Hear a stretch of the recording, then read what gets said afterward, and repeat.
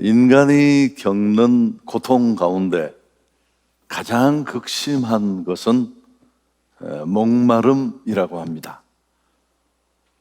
목마름의 고통이 가장 처절하다고 하는데, 물은 생명 유지에 꼭 필요한 필수 요소입니다.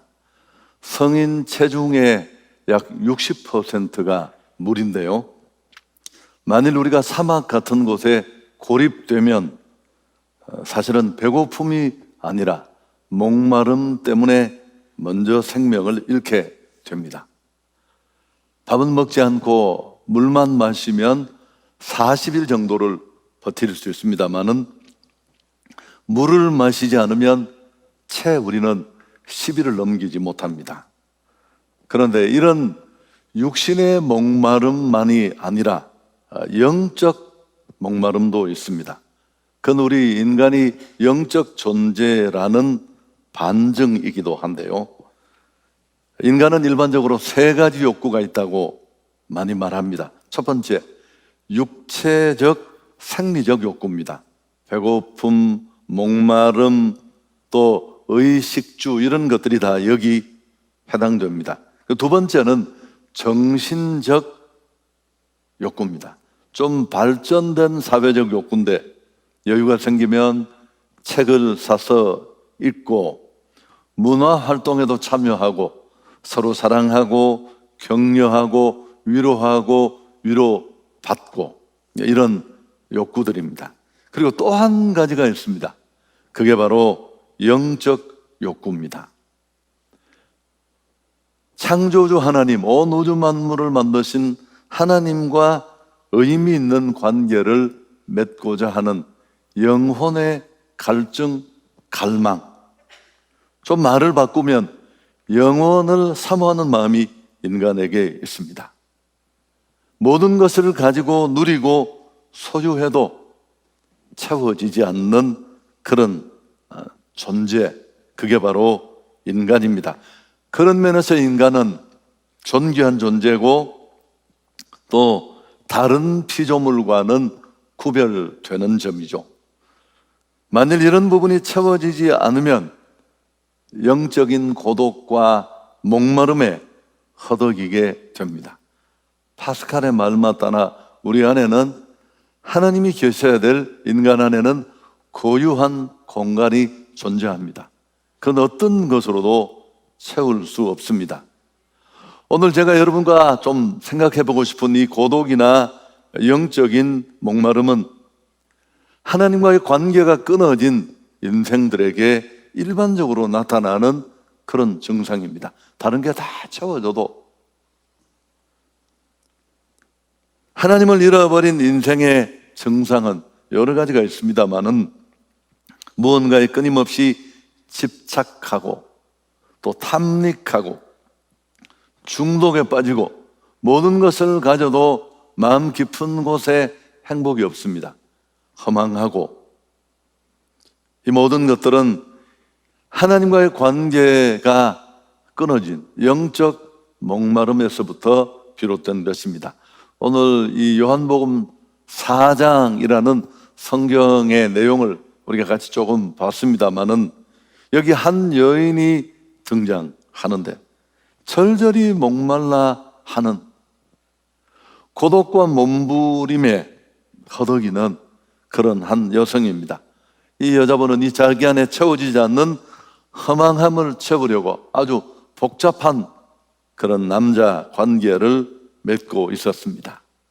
그런데 어느 날 우리 예수님이 이 여성을 찾아가서 만나주십니다. 아주 이례적인 일인데, 사실은 성경의 이 시제를, 예수님이 유대에서 갈릴리로 가는 이 일반적인 행로, 가지 않는 길입니다. 다 배경은 오늘 설명드릴 수 없고, 이런 이례적인 행로를 포기하고 이 길로 가신 것, 그 원래 성경에 쓰여진 헬라의 시제를 보면 그냥 간 게 아닙니다. 아주 작정을 하고 그 의지를 가지고 가셨는데, 이 여성은 육신의 갈증을 해소하기 위해서 모두가 잠든 시간에 우물가에 물을 길러 왔습니다. 자기 삶이 노출되는 게 싫어서. 그런데 예수님은 이 여자 안에 이 육신의 목마름보다 더 절절한 영적 목마름을 간파하셨기에 그를 찾아가 만나 주십니다. 그리고 컨택 포인트, 접촉점을 만들기 위해서 물 좀 달라 부탁을 합니다. 그리고 이 여인에게 하나님의 선물과 생수에 대해서 얘기를 하는데, 오늘 요한복음 4장 10절에 나와 있는 예수께서 대답하여 이르시되 내가 만일 하나님의 선물과 또 내게 물 좀 달라 하는 이가 누군 줄 알았더라면 내가 그에게 구하였을 것이요 그가 생수를 내게 주었으리라. 결례를 해치고 물을 요청하는 예수님을 향해 거부의 의사를 말할 때 예수님이 이 여성에게 들려주신 말씀입니다. 네가 내가 누군지 진짜 알았다면 하나님의 선물과 생수를 내가 네게 주었을 것이다. 그러자 이 여인은 귀가 번쩍 뜨여서 목마르지 않는 이 생수에 대해서 관심을 보입니다. 그런 물을 내게도 주사 다시 목마르지도 않고 물길로 오지 않게 해 주십시오. 조금 복잡할 수 있는데, 근데 예수님은 대뜸 화제를 바꾸어서 그 여성을 향해 내 남편을 데려오라 라고 하십니다. 이 여자는 흠칫 놀라면서 저는 남편이 없는데요. 그러자 예수님이 뭐라고 하십니까? 네 말이 맞다. 내 남편이 없다는 내 말이 맞다. 남편 5이 있었고 지금 살고 있는 그 남자도 내 남편이 아니니까 남편이 없다는 내 말이 꼭 맞구나. 사실은 여자의 굉장히 아픈 부분을 건드리신 것인데요, 죄를 지적하신 것입니다. 왜냐하면 오늘 시간 때문에 좀 논리의 비약이 있을 수밖에 없는데, 이 여자 안에 있는 이 죄 문제를 덮어둔 채로는 정말 이 여자에게 필요한 하나님의 선물, 그리고 육신의 목마름이 아니라 영혼 깊은 곳에 그를 고독과 목마름에 허덕이게 했던 이 갈증을 채울 수 없었거든요. 여러분, 왜 우리가 행복하지 못할까요? 인간이 사는 목적이 여러 가지겠지만 전국적으로 우리가 꿈꾸는 건 행복입니다. 노력했고 상황이 많이 나아지고 결핍과 부족이 채워졌지만 여전히 행복을 느끼는 사람들의 숫자는 줄어든 것 같습니다. 큰 집, 고액의 연봉, 멋진 사람 만나 가정을 꾸리고, 오늘 이 여성도 그렇지 않습니까? 아니, 남자를 그렇게 갈아치웠으면 그 안에 있는 그 허망함과 욕망이 채워질 것 같은데, 채워질 만도 한데 그렇지 않았습니다. 성경은 왜 우리가 행복하지 못하느냐를 진단합니다. 그건 부족이나 결핍이 아니라 죄 때문이라고 합니다. 죄. 로마서 3장 23절에 있는 말씀인데 굉장히 중요한 정보를 우리에게 제공합니다. 모든 사람이 죄를 범하였음에 하나님의 영광에 이르지 못한다. 인간은 원래 하나님과 함께 살도록 만들어진 존재입니다. 톨스토이의 말처럼 마치 물과 물고기처럼 인간과 하나님은 갈라놓을 수 없습니다. 불편하고 거추장스러운 존재가 아니라 최적의 환경인데 죄가 이 둘 사이를 갈라놓았습니다. 인간은 범죄하고 에덴에서 쫓겨나서 생명과 축복의 근원이 되신 하나님과의 관계가 단절되었습니다. 어항 뛰쳐나온 물고기 꼴이 된 거죠. 그래서 아니, 이 어항을 뛰쳐나와서 이 지금 마룻바닥을 퍼덕이는 물고기 뭘 해도 의미가 없습니다. 죽음을 향해 조금씩 그 길을 갈 수밖에 없는 그런 존재인데, 하나님은 이런 인생을 불쌍히 여겼습니다.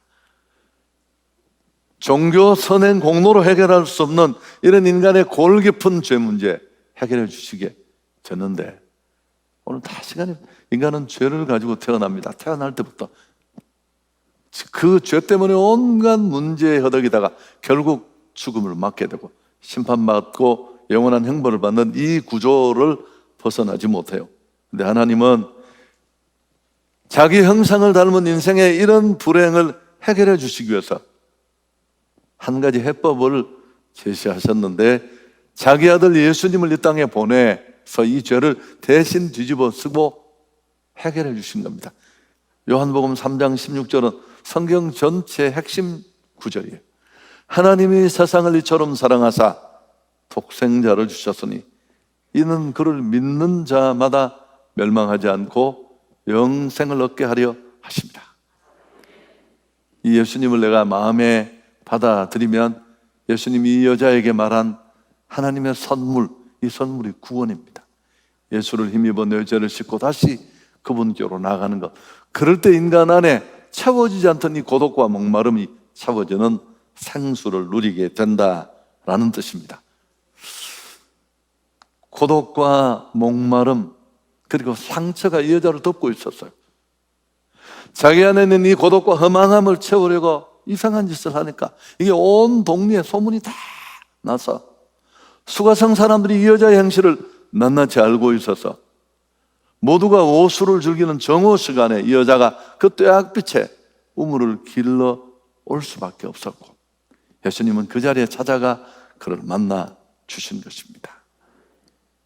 오늘 고독과 목마름, 상처에 허덕이는 이 여성의 문제 해결책은 너무 간단합니다.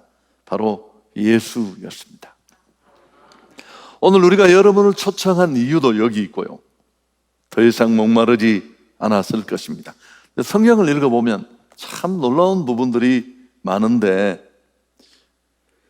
예수님이 십자가 위에서 자기 죄가 아니잖아요. 온 인류의 죄 때문에 죽으시고 십자가에 못 박히십니다. 갖가지 고통을 다 겪는데 그 십자가의 처참한 고통 속에, 그 고통의 절정에서, 그 고통의 정점에서 예수님은 요한복음 19장 28절에 보면 내가 목마르다 라고 하셨습니다. 여러 가지 의미가 있겠지만 왜 그분은 목마르다고 했을까요? 우리를 다시는 목마르지 않게 하기 위해서. 무엇을 마시고 무엇을 소유해도 채워지지 않는 인간의 그 공허함, 그걸 채워주시기 위해서입니다. 예수 믿어야 하는 이유는 잘 살고 축복받고 건강하기 위해서가 아닙니다. 그런 일이 있을 수 있는데요, 가장 중요한 것은 죄 문제를 해결하고 예수님을 통해 우리가 다시 하나님께로 돌아가서 정말 무엇을 가지고 또 무엇을 잃어버려도 조금 요동할 수 있지만 이 풍요와 행복을 놓치지 않는 것입니다. 예수님을 만나면 어떤 일이 일어날까요?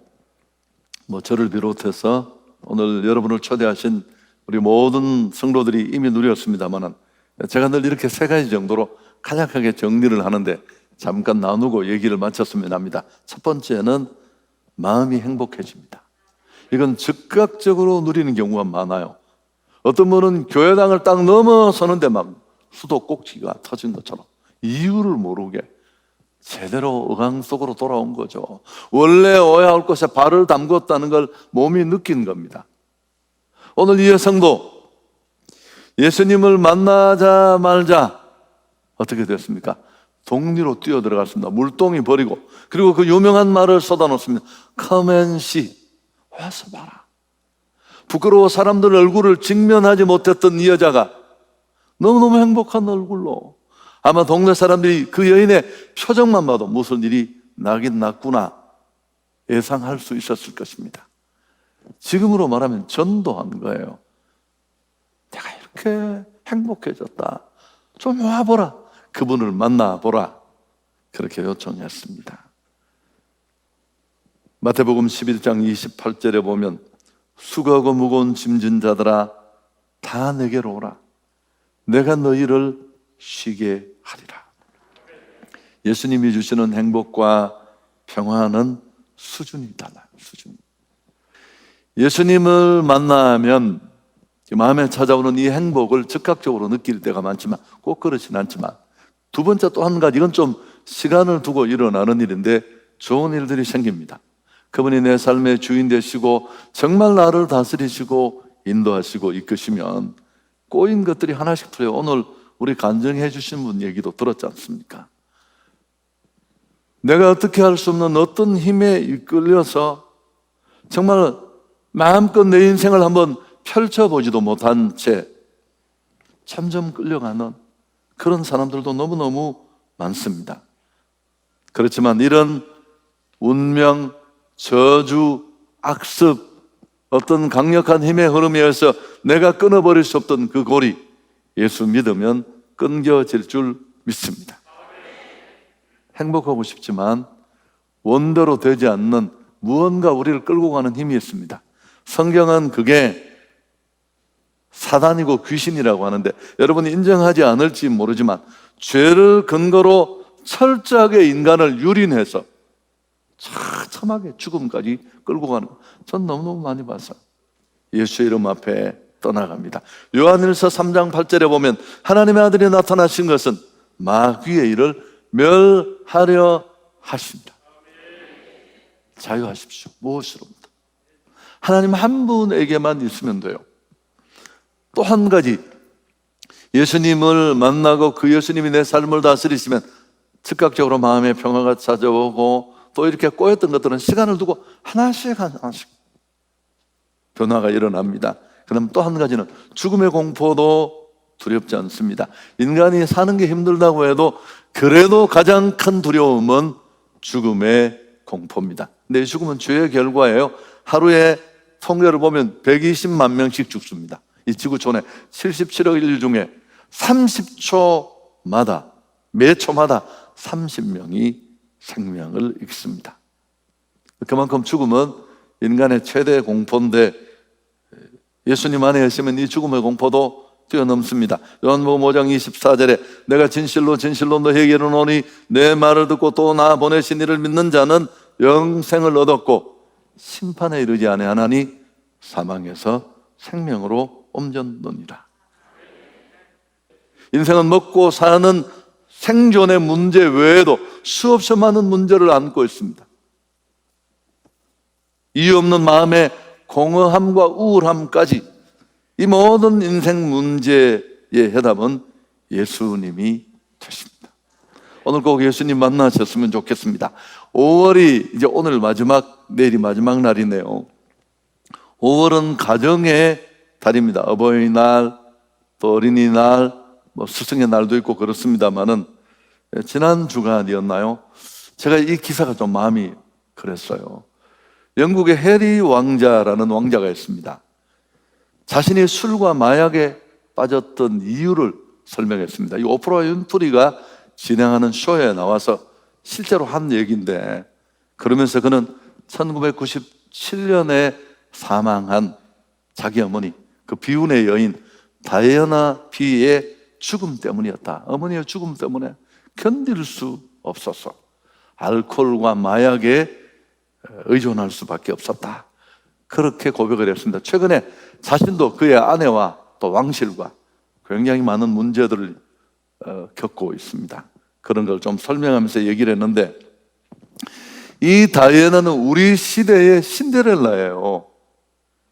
평범한 여인이 왕실로 시집을 간 아주 주목받는 그 시대의 대단한 일이었는데, 백작의 셋째 딸로 태어났지만 그의 어머니가 6세 때, 이 다이애나가 6세 때 가정을 버리고 부자를 따라, 돈 많은 사업가를 따라 가버립니다.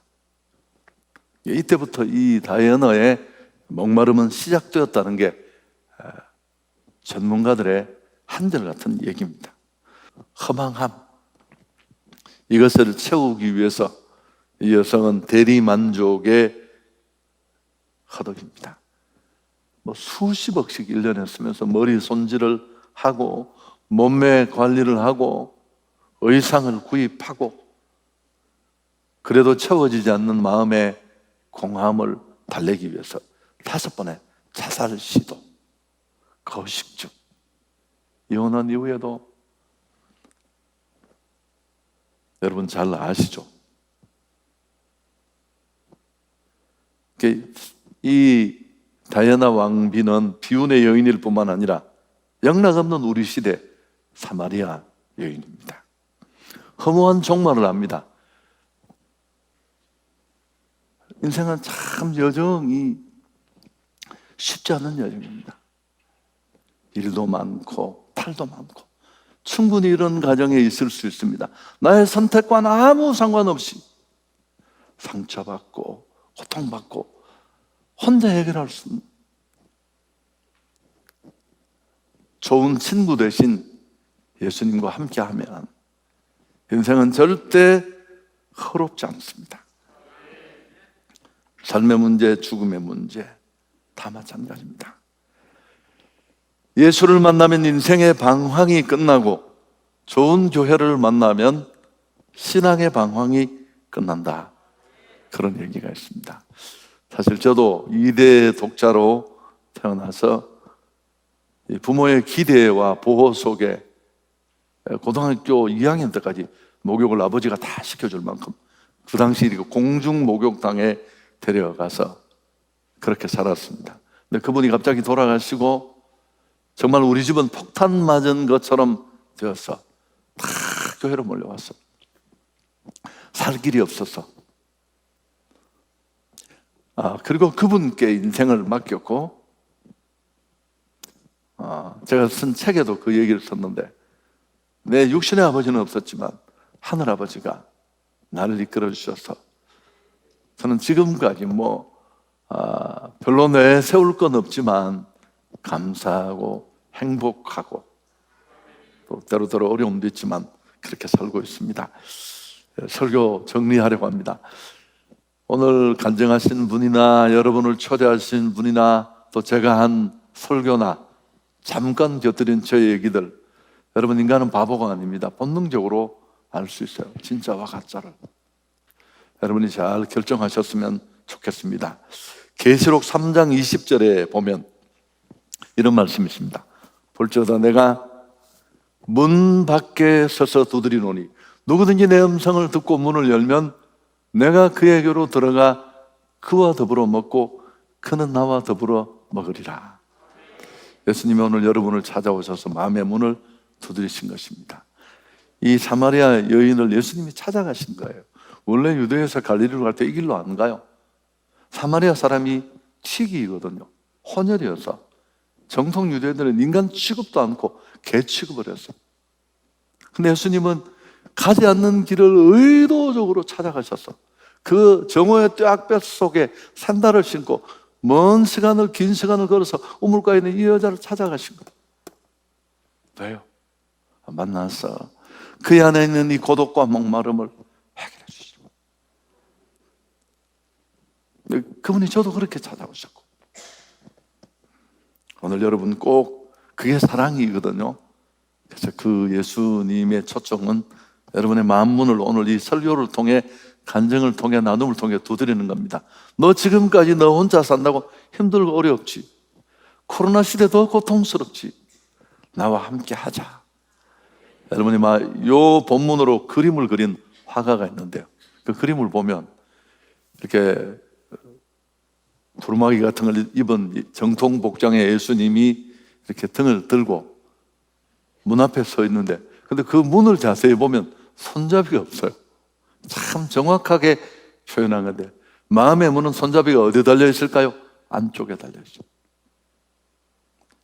여러분이 그 노크를 듣고 문을 열면 그분은 여러분 삶에 들어가서 오늘 간증하신 분, 저와 함께 하신 것처럼 여러분과도 함께 하실 것입니다.